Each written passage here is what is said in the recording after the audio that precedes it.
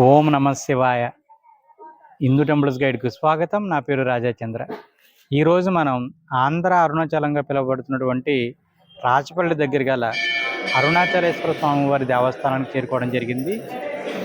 ఈ ఆలయాన్ని ఏ విధంగా చేరుకోవాలి, ఆలయ సమయాలు, ఆలయంలో జరిగే విశేష పూజల గురించి మనం ఇక్కడ అర్చకులను అడిగి తెలుసుకునే ప్రయత్నం చేద్దాం. ఈ ఆలయం ప్రతిపాడు మండలంలో మనకు రాచపల్లి దగ్గర ఉంది. ఇది మనకు ప్రతిపాడు నుంచి అన్నవరం వెళ్ళే రూట్ అనమాట అండి. సో ప్రతిపాడు దాటిన వెంటనే ఒక 2 కిలోమీటర్ల లోపే మనకు ఈ ఆలయం అనేది వస్తుందన్నమాట అండి. సో ఈ ఆలయం చాలా ప్రశాంతంగా విశాలంగా కూడా ఉంది. నేను వెళ్ళిన వెంటనే నాకు గోమాత దర్శనం ఇచ్చింది. ఆలయం చాలా బాగుందన్నమాట. మీరు కూడా తప్పకుండా దర్శించే ప్రయత్నం చేయండి. మీకు చాలా బాగా నచ్చుతుంది. ప్రశాంతమైన వాతావరణంలో ఈ ఆలయం ఉండడం జరిగింది. మీరు ఈ ఆలయాన్ని దర్శించుకొని ఇది హైవే పక్కనే ఉంటుంది కాబట్టి మీరు ఇక్కడి నుంచి అన్నవరం కూడా వెళ్ళవచ్చండి. రెండవది, ఈ ఆలయ సమయాలు వచ్చేసి మనకు ఉదయాన్నే 5:30 ప్రాంతంలో ఓపెన్ చేస్తారు. మధ్యాహ్నం 12:30 ఆ సమయానికి క్లోజ్ చేయడం జరుగుతుంది. ఒక గంట మాత్రమే బ్రేక్ ఉంటుందండి. మళ్ళీ 2 గంటలకల్లా ఆలయాన్ని ఓపెన్ చేస్తారు. రాత్రి 8 గంటల వరకు కూడా ఆలయం తెరిచే ఉంటుంది.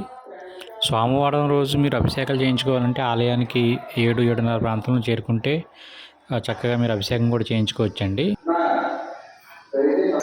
ఓం అరుణాచలేశ్వరాయ నమః. శ్రీ గురుభ్యో నమః.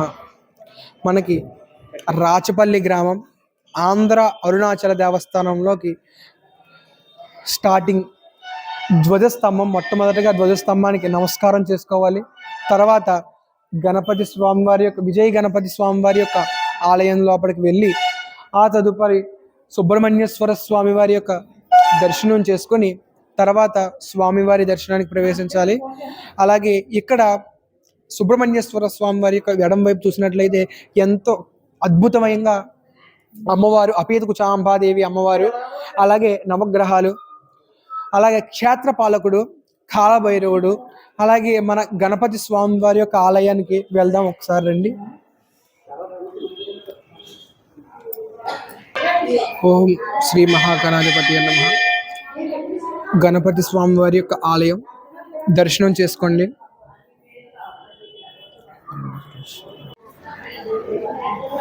ఓం ఏకదంతాయ విద్మహే వక్రతుండాయ ధీమహి తన్నో దంతిః ప్రచోదయాత్. ఓం మహాగణాధిపతి నమః. గణపతి స్వామి వారి యొక్క దర్శనం అనంతరం శ్రీవల్లి దేవస్థాన సుబ్రహ్మణ్యేశ్వర స్వామి వారి యొక్క దర్శనం.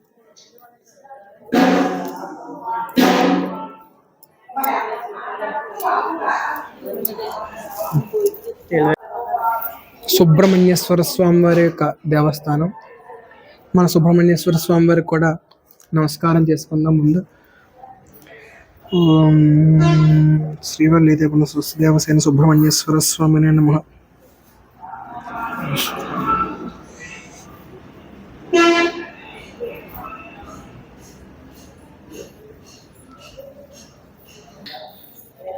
సుబ్రహ్మణ్యేశ్వర స్వామి వారి యొక్క దర్శనం అనంతరం ప్రదక్షిణ చేయాలనుకుంటే స్వామివారి యొక్క కుడివైపు నుంచి ప్రదక్షిణ మొదలు పెట్టాలి.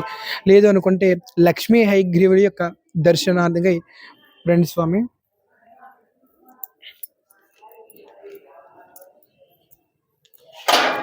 ఓం జ్ఞానానందమయం దేవం నిర్మలాస్ఫటికాకృతిం ఆధారం సర్వ విద్యానాం హయగ్రీవం ఉపాస్మహే.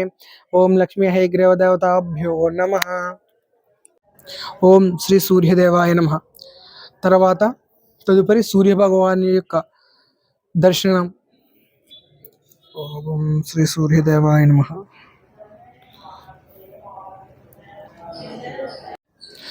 సూర్య భగవాన్ యొక్క దర్శనం అనంతరం మన మెహదా దక్షిణామూర్తి స్వామివారి యొక్క దర్శనం.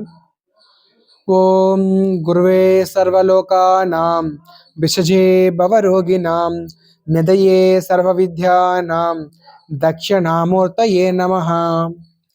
దక్షిణామూర్తి స్వామి వారి యొక్క దర్శనం చేత మేధస్సు అంటే మనం చదువులో కానీ దేంట్లోనైనా కూడా దాంట్లో మనం రాణించాలంటే మేధస్సు లేదా సరస్వతి కటాక్షం కావాలి. అలాగే మేధస్సు మెరుగుపడితే స్వామివారి యొక్క అనుగ్రహం చేత మాత్రమే మేధస్సు మెరుగుపడడం జరుగుతుంది. ఓం అరుణాచలేశ్వరాయ నమః. మనం ఇప్పుడు ప్రదక్షిణ పూర్వకంగా ఆలయం వెనకాల నుంచి ఆలయం ఎడమ భాగానికి చేరుకోవాలన్నమాట అండి. అక్కడే అమ్మవారు ఉంటారు. ఒకసారి వెనక వైపు కూడా మీకు చూపిస్తాము, ఒకసారి చూడండి. ఆలయం చాలా బాగుంటుంది, నేను ముందే చెప్పాను కదా మీకు. సో ప్రతిదీ కూడా మీకు చూపించాలనే ఉద్దేశంతో ఇంత శ్రమ తీసుకుని మీకు చూపించడం జరుగుతుంది. వీలైతే ఒక లైక్ చేయండి.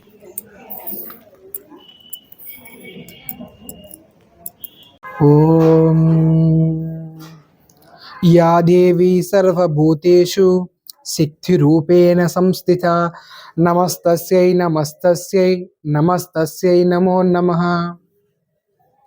శ్రీ అపీతకుచాంబ అమ్మవారి యొక్క దర్శనం.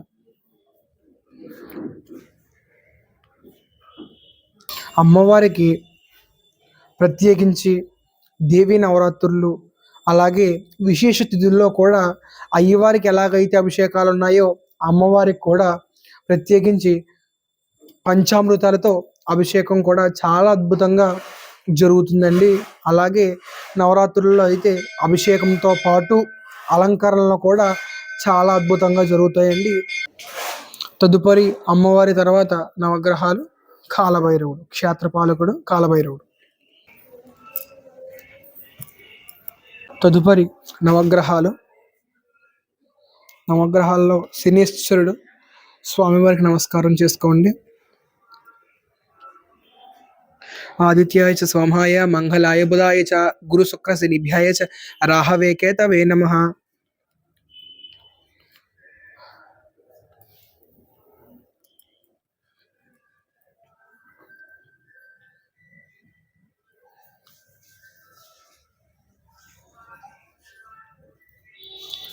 నవగ్రహాల స్వామివార్లకి నవగ్రహ ఆరాధన తర్వాత మన క్షేత్రపాలకుడు అయినటువంటి స్వామివారి దర్శనం.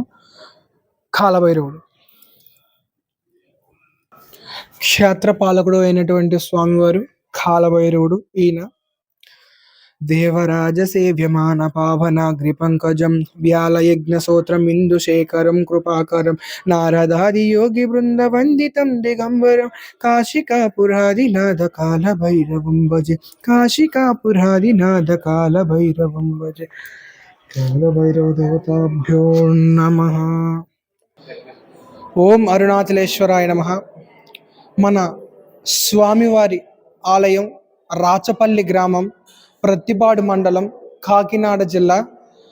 ఇలా మనకి ఆంధ్రాలో అరుణాచలం అనేటువంటిది ఒక గురువు సంకల్పం చేత, స్వామివారి యొక్క ఆశీర్వాదం చేత ఇక్కడ అరుణాచల దేవస్థానం ప్రారంభం జరిగింది. అలాగే మనకి ఏకశిలా విగ్రహంలో నందీశ్వర స్వామివారు, అరుణాచలేశ్వర స్వామివారు, అలాగే స్వామివారికి ఎడం వైపున అమ్మవారు అపీతకుచాంబ సమేత అరుణాచలేశ్వరులుగా మనకి దర్శనమిస్తున్నారు. ఉపాలయాల్లో మనకి మొట్టమొదటిగా గణపతి, సుబ్రహ్మణ్యేశ్వరుడు, లక్ష్మీ హయగ్రీవుడు, సూర్య భగవానుడు, మేధా దక్షిణామూర్తి, అలాగే నవగ్రహాలు, క్షేత్రపాలకుడు అయినటువంటి వారు కాలభైరవుడు. ఇలా స్వామివార్లు ఎంతో అద్భుతంగా అలంకరణ ప్రాయంతో మనకి దర్శనం ఇస్తున్నారు. ఇంకా చెప్పుకోవాలంటే ప్రతిరోజు అరుణాచలేశ్వర స్వామి వారికి పంచామృతాలతో అభిషేకం, ప్రతి సోమవారం కూడా మహన్యాసపూర్వకంగా రుద్రాభిషేకం, విశేష తిథుల్లో స్వామివారికి ఆ సమయాన్ని బట్టి ఆ తిథులను బట్టి అభిషేకాలు, నైవేద్యాలు, హారతులు, అష్టోత్తరాలు, ఇంకా మరెన్నో మహత్తరమైన కార్యక్రమాలతో మన స్వామివారిని దర్శించుకోవచ్చు. అలాగే బసవేశ్వర స్వామి వారికి అభిషేకాలు, అమ్మవార్లకి ప్రతి ఒక్కరికి ఉపాలయాల్లో ఉన్న ప్రతి ఒక్క స్వామి వారికి కూడా ప్రతిరోజు అభిషేకాలు, జలాభిషేకాలు, విశేష తిథుల్లో రుద్రాభిషేకాలు, పంచామృతాలతో అభిషేకాలు, ఇలాగా ప్రతిరోజు కూడా ఎంతో వైభవంగా అమ్మవార్లకి అయ్యవార్లకి కూడా అభిషేకాలు కంటిన్యూస్గా జరుగుతూ ఉంటాయండి.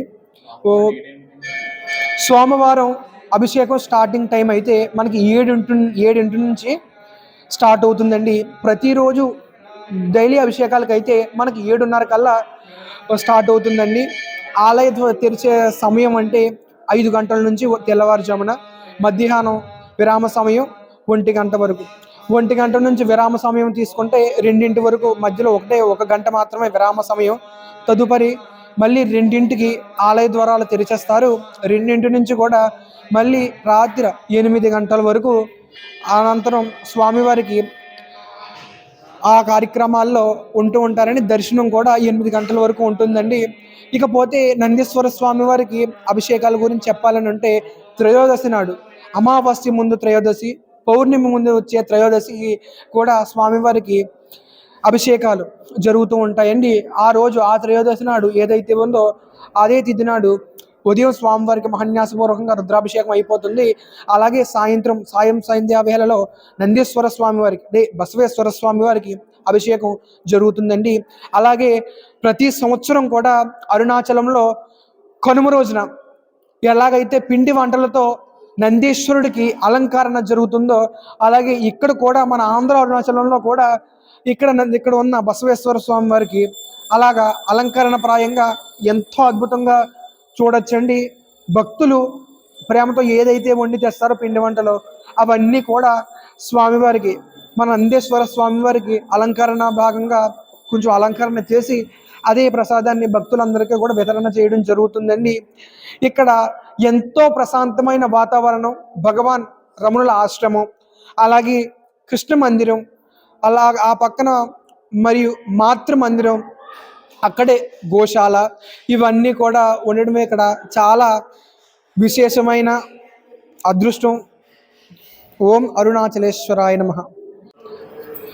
మీరు అభిషేకం చేయించుకోవాలని అంటే ఇక్కడ ఒక టికెట్ ఉందమ్మా. ఆ టికెట్ తీసుకున్నట్టయితే ఆ టికెట్ ద్వారా మీకు అన్నీ కూడా ఆలయం వాళ్ళు అందిస్తారు.